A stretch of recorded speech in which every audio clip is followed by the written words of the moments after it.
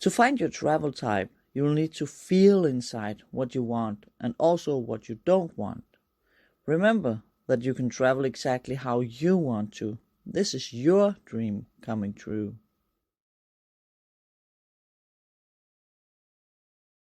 Hi, and welcome to lesson number 3. I hope you had fun last night. Or did you get over the hurdle of telling someone? You had to. Otherwise, you have to do the same lesson once again. Yeah. And it's okay to look at the same lesson twice or 3 times. But you can't take this lesson if you haven't done yesterday's lesson. So, if you haven't, then cut here and go back. Was yesterday hard for you? It probably was. Yeah. Yeah. It should be hard for you. And if it wasn't, you're one of the few lucky ones. Yeah.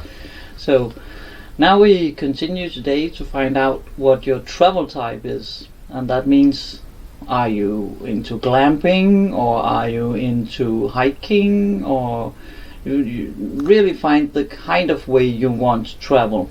Not just what your passion is, but what kind of way you want to travel. Remember, today, don't think about economy. That's in lesson number 5. Today you just have to decide what kind of travel type are you. Are you one for going by a cab, or are you one for public transportation, or are you someone who likes to walk? As we said before, the only camping experience we had is a tent trip with our kids for a weekend, and that made us somehow know that a motorhome, that was the way for us to go. That was our type. And the type of traveling is very different from one person to another. So we were just lucky that the both of us loved the thing of living in a camper, in a motorhome. What was most important to me, at least, that was that I needed diversity. I needed the days not to look the same all the time. So that was also a part of choosing what kind of travel that I wanted. And luckily, you wanted the same. Yeah. Whoa! I tell her that all the time. You also have to decide that if you are going skiing and you want to live somewhere where you can ski all the time, are you gonna travel with your skis in a backpack or by plane, or would it be easier for you to have a small car where you can put it on the roof, or all your ski gear? How are you going to transport these things? You have to make up your mind what kind of travel you want to do, and what kind of transportation you want to do, and do you want to stay for a longer time in this skiing place, or you can hear I'm not much into skiing, so I should have chosen another subject. Yeah, because we don't know the limitations of how much space do you need in your backpack for your skis or your bobsled. No. Our bathing suits don't take up that much space because but our diving masks and so on does. So, yeah. So also, let's take it like this. We needed space for we have 3 kinds of diving masks each, and a lot of other diving gear and for putting on the feet. What do you call them? Swimming feet. Flip-flops. So we need to have a lot of space for our diving gear. And our hobbies. And our hobbies. And all this. Yeah. But again, a lot of space. We didn't need a bus. We just needed to limit ourselves, because it's also healthy to limit yourself and try new things. Yeah, and we've seen people traveling around on foot with just a backpack and their camera and a little tablet, and they're writing books or writing reviews or taking wonderful pictures, and all they need is their backpack. And they're happy. Yeah. And If that's what you want, then that's what you're gonna do. Then that's your travel type. Could be anything from which camera, how many cameras, how many stacks of paper and pencils do I need, what kind of shoes do I need, how many shoes. All that is in the way of telling yourself, okay, this is the type of traveling I'm gonna do. Our personalities are, we do like to be comfortable, and we do like some sort of luxury, but not necessarily a glamorous life. So there are things that we don't want to miss out on.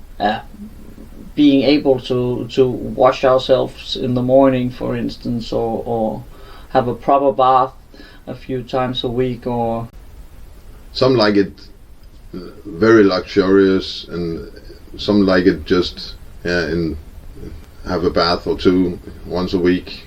It doesn't matter as long as you're happy, and that's the main thing you have to focus on.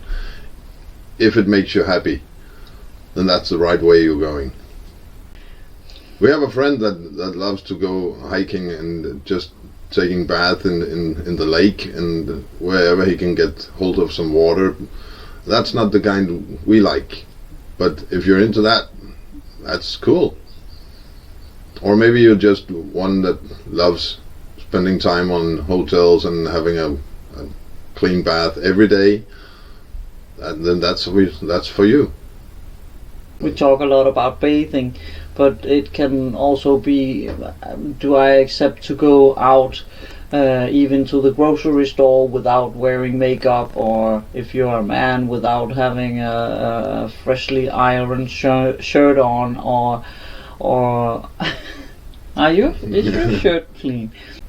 How do you feel you have to look, and how do you like looking when you go out?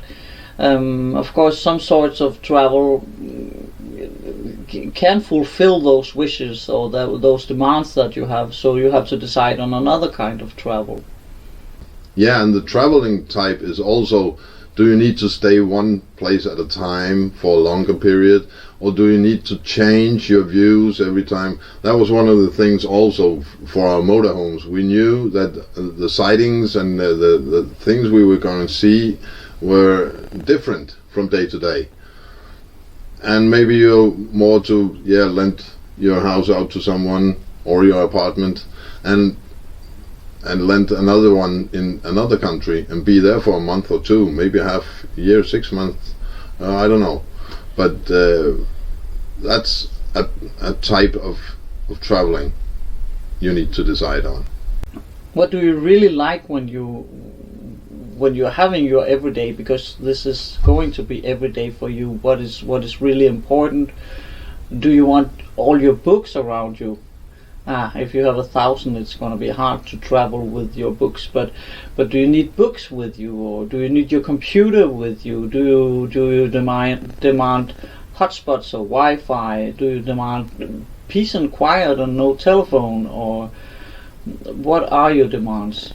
Because I know you wanted Wi-Fi, right? It was important for me to have the opportunity to get in touch with people at home and things in general when we were on the road, and didn't have to wait until we get to a gas station or a hotel or a camping site to get this Wi-Fi hotspot.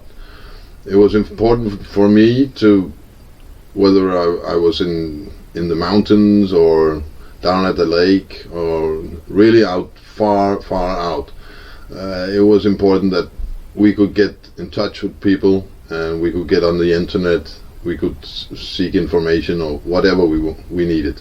So that was one of the things also. Also, are you the kind of person who can use public transportation, or do you want a car all the time? Or do you want to take a taxi wherever you have to go? Or are you happy about walking on your feet? Or maybe a bicycle? There's many possibilities, but you have to decide today what kind of travel type you are. So if you feel there's something that you can't live without. Really can't, deep down inside, you can't live without, and you can't learn to live without this. It can be a habit or it can be a thing. Then you should bring it, and just make your travel style around this thing. But also try to challenge yourself and say, well, I might not need this. Otherwise, you can go back and you can change the decisions you made if it doesn't make you happy. But I bet it will make you happy, because your life will be full of so many other inputs. So you don't need these things anymore. As Malte said earlier, and as we have said so many times before, as long as you are happy. But of course there are limitations of what you can bring with you when you are traveling. You had your huge speakers, you had to say goodbye to those. Yeah, I had my big stereo. Yeah. And my big television. Yeah. And my passion at home was watching TV and all movies and and I was like, okay, I gotta put this away, but I bet I'd get a lot of other inputs that are more worth than seeing the same movie 5 times in a row. Yeah. And something as shallow as I'm a nail polish person. I like doing my nails, and what did I count? I counted more than 100 nail polishes I had at home, and of course I couldn't bring those in a motorhome with me. And also a lot of little gadgets that I actually loved using, but I couldn't bring those. And that's one of the transformations that we've done. We found out that we can live without these things. We don't need them as much as we actually thought we did. So it can also be a challenge for you to say, yeah, I need this now. I need to wear makeup every day, because I also wore makeup almost every day. I don't do that anymore because I don't have the space for that much makeup. And I don't have the time, and then the sun is not good for makeup face. So you can set yourself back a little and learn to live in another way if that's what you want. Yeah, you'd be surprised how little you even need to feel this happiness. It's because sometimes we even wondered why do we have all these things in our house. What do we actually need when we are traveling? What do we actually demand? The things we said, we do need a place to call home, and we don't feel right about being on hotels and hostels and all this. We needed to have our home with us. As we said before, we like sleeping in our own bed and have some of our stuff with us. And of course a motorhome set its boundaries of how much you can have, or it depends on how big a motorhome you have.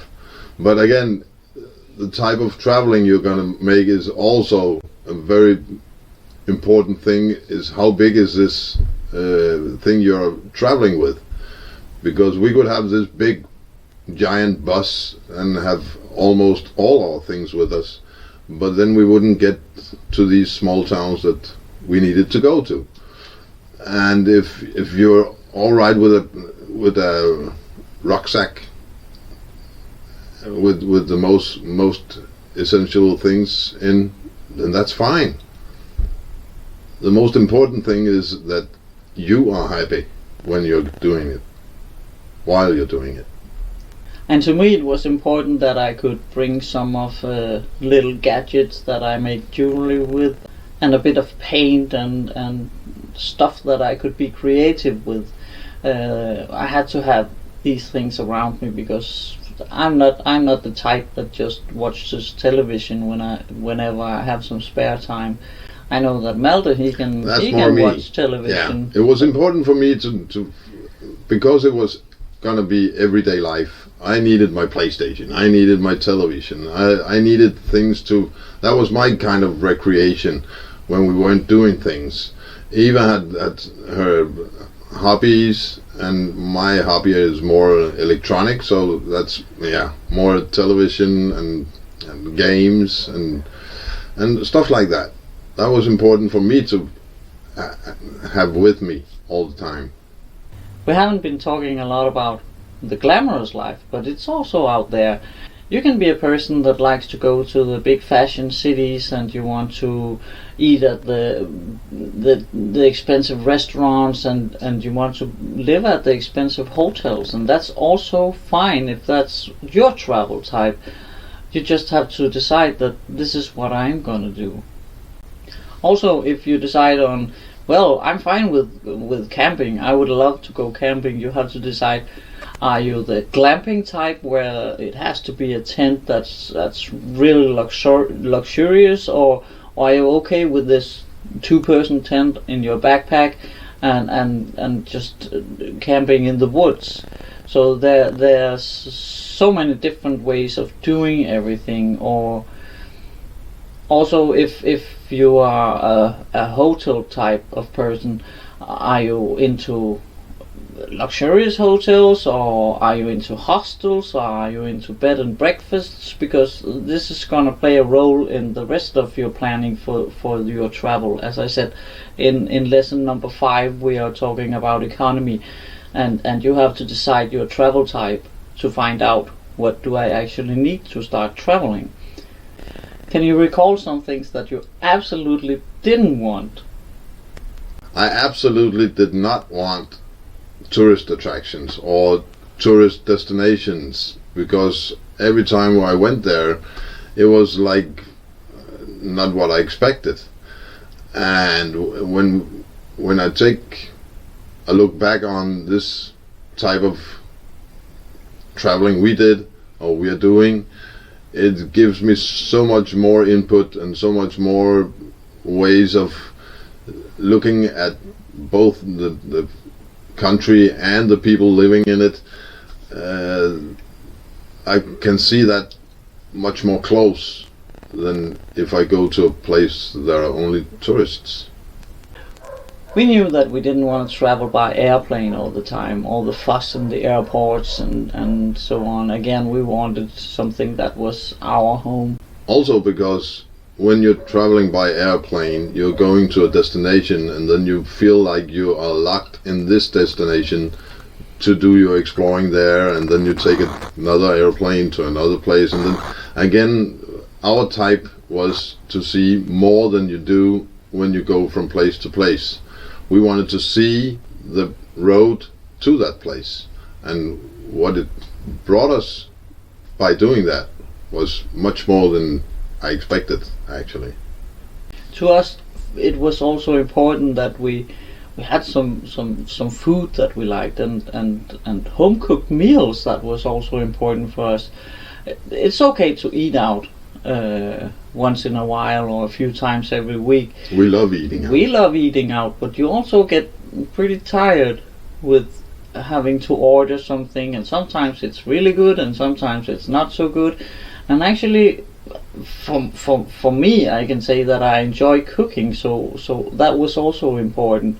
You don't have to live in a motorhome to be able to cook. You can also live at hostels, because they also have a small kitchen, and you can an apartment, you can do bed and breakfasts, there's many possibilities. Yeah, there are people hiking just over a bonfire. Yeah, exactly. They're making their own food. Exactly. So that was one of the things. That was food. We wanted proper food. Yeah. Some people can live out of a loaf of bread and some pate day in and day out, and that's just not for us. And that's also what you have to decide today, is what is your demands.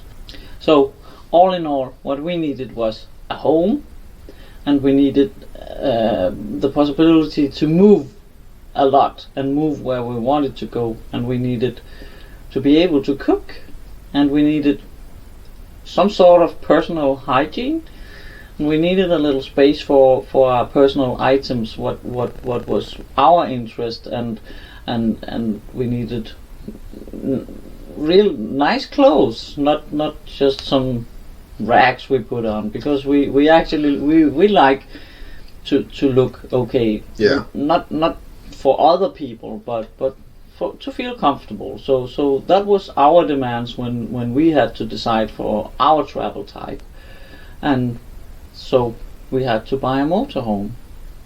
If that's what you demand too, then you need a little more than a backpack. Then maybe you need a big suitcase.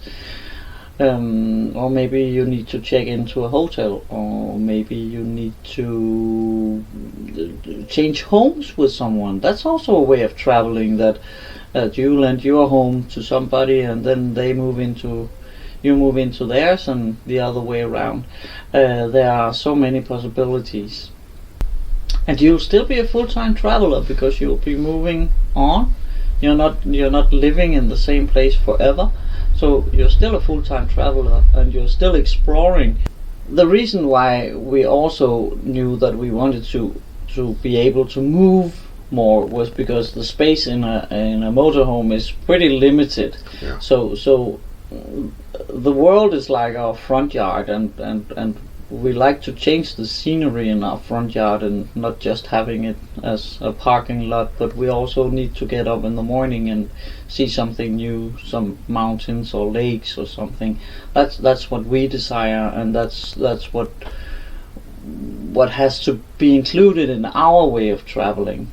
Are you gonna travel expensive, or are you gonna travel cheap? Are you a luxury person, or not so much luxury person, or are you somewhere in between? That's what you're going to decide today. Every step on the way is very important for this transition. The transition from dreamer to doer. Exactly. Are you in any way unsure? Then go to lesson 1 and lesson 2 and come back to this lesson 3. Then I'll bet you are much wiser than the first time you saw it. So that's enough for lesson 3. Hope you enjoyed it. See you on lesson 4. Yeah, tomorrow's gonna be exciting too. Remember, don't cheat. And don't start tomorrow today, because you need to think about these things. It just doesn't come easy. So tomorrow is another day and another lesson. Thank you. We wanted a motorhome and bought an old classic Heimer, but maybe you'd rather hitchhike from hostel to hostel or fly from city to city. There's no right or wrong way here.